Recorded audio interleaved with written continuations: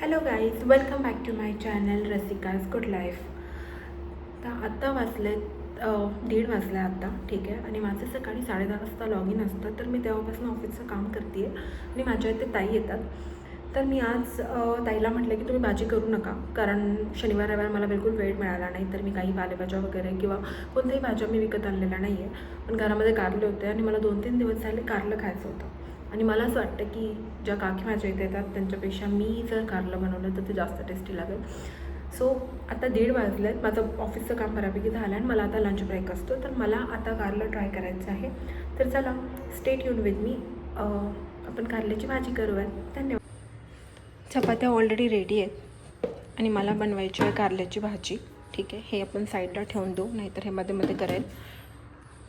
तर मी त्यासाठी हे साधारण 4 कारले होती, त्याला मी अर्धा तास अगोदर मीठ लावून मीठ लावून ठेवलं, ठीक आहे. आणि त्याला नंतर कसं पिळून घेतलं, असं म्हणजे ते सगळं मिठाचं पाणी त्यातनं निघून गेलं. आणि त्यानंतर एका पाण्याने याला धुतलं आहे मी, ठीक आहे, जेणेकरून याचा कडूपणा थोडासा कमी हो.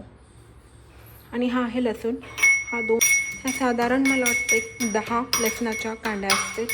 गॅस लावून घेऊयात. मला कारलं खूप आवडतं. खूप लोकांना कारलं कडू आहे म्हणून आवडत नाही. तेल टाकून घेऊ. थोडंसं वावर जास्त करते, मला सोपा पडावं म्हणून हा मसाल्याचा बॉक्स मी वर ठेवते आहे. माझं जिरा आणि मोहरी मिक्स आहे, सो याच्यामध्ये जिरं मोहरी टाकून घेऊयात.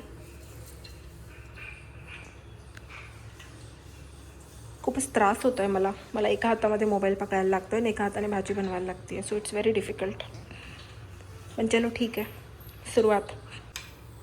त्यानंतर अख्खा लसूण, म्हणजे मोहरी छानपैकी झाली आहे, तुम्ही बघू शकता. मोहरी छानपैकी तेलामध्ये तडतडती आहे. त्याच्यामध्ये लसूण टाकून घेऊयात. लसूण थोडं जास्त टाकायचा, थोडासा त्याने एक छान टेस्ट येतं कारल्याच्या भाजीला.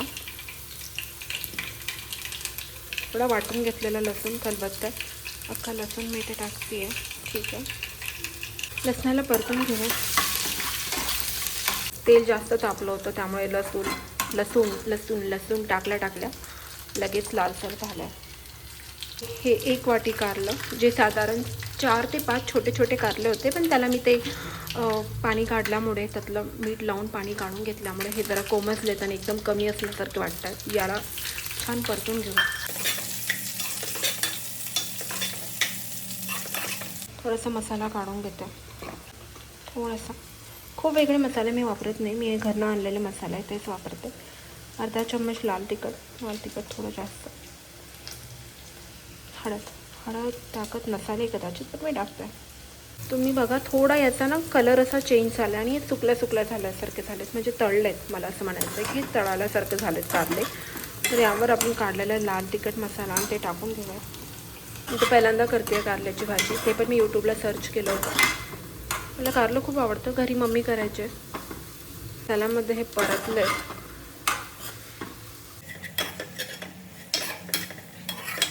ह्याला थोडंसं 2 मिनिट वाफेवर होऊ देऊया. तुम्ही बघू शकता कारलं किती टेस्टी दिसतंय. येस, आपलं ताट रेडी करू. कारल्यासोबत मी डाळ केली आहे, कारण कारलं खूप सुकं होईल म्हटलं, म्हणून थोडंसं कारलं. तुला आवडली कारल्याची भाजी? कशी झाली आहे? छान झाली, थँक्यू, बाय बाय.